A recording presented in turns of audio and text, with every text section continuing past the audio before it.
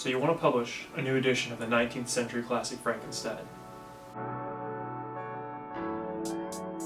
I assume you're already well acquainted with this literary classic, otherwise, why are you publishing a new literary edition? Victor's mommy issues and obsession with the profane, almost mystical side of science drive him to play God and imbue a hodgepodge of human remains with a spark of life. Enter The Tyger by William Blake, a potent little poem packing quite the literary punch. And yes, Tyger is spelled with a Y. The 1800s were wild. William Blake lived most of his life in London and self-published his poetry, literally. Blake apprenticed as an engraver and made a personal printing process for publishing his poetry. Say that 5 times fast. And like most self-published authors, he was vastly underappreciated in his time. Blake's poem, The Tyger, comes from a collection of poetry called Songs of Experience, aptly bundled and published with Songs of Innocence. The combined volume wasn't published until 1794, just after the French Reign of Terror began in 1793, and just before Napoleon's government coup in 1799. Hooray for foreign political upheaval. Never mind what's happening in Britain. No, we don't want to talk about that. The idea behind the Songs of Innocence and Experience is to juxtapose a happy naivety with dark critique, or the two contrary sides of the human soul. That would make for an edgy subtitle. Oh. Now, I know what you're asking yourself. Out of all of Blake's poetry, why The Tyger? You know, this short, seemingly innocuous poem of 24 lines, 6 stanzas. Now, I know what you're asking yourself. Out of all of Blake's work, why The Tyger? This short, seemingly innocuous poem of 24 lines and 6 stanzas. I mean, it is about the fearsome tiger, after all.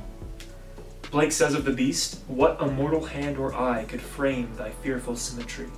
In what distant deeps or skies burnt the fire of thine eyes? On what wings dare he aspire? What the hand dare seize the fire?" The fire here refers to the life imbued into the tiger by the very hand of God, passionate and flaming. I mean, need I remind you of Frankenstein's subtitle? They loved their edgy subtitles back in the day. The obvious literary connection here is in the myth of Prometheus and the fire that he stole from the gods to bring to mankind, providing them with warmth and light and cooking food and generally things you need to stay alive. An obvious parallel here lies with Victor and his creature, whom he literally imbued with a spark of life in the novel. And then finally, with the tiger, we have this fire of life imbued from the hand of God as he formed this fearsome tiger, this beast. And while not a one-for-one parallel, it does offer grounds for some extensive literary critique. But we can go deeper. Victor Frankenstein crafted his creature to be, and I quote, as beautiful. Man, I'd hate to imagine his taste in women. Poor Elizabeth. In The Tyger, Blake questions if the same God that made the innocent, sweet little lamb could make this fearsome, gruesome, violent tiger and smile upon that handiwork. What immortal hand or eye dare frame thy fearful symmetry, he concludes. And oh, how the creature in Frankenstein is feared by literally anyone who looks at him. Again, we have another connection between the poem and the novel, in that the tiger and the creature have thematic similarities, including this potent fear factor. But we can go deeper still. Blake describes this creation process of the tiger much how Victor recalled his tale of creating this gruesome creature. Twisting heart sinews, forging a brain in a furnace, it all paints the picture of a mastermind at work. In the shop, as it were. Compare this with Victor's scientific instruments, nighttime grave digging, and his final assembly of the creature. One might argue that Victor playing God was but a cheap imitation compared to the tiger that God made here in Blake's poem.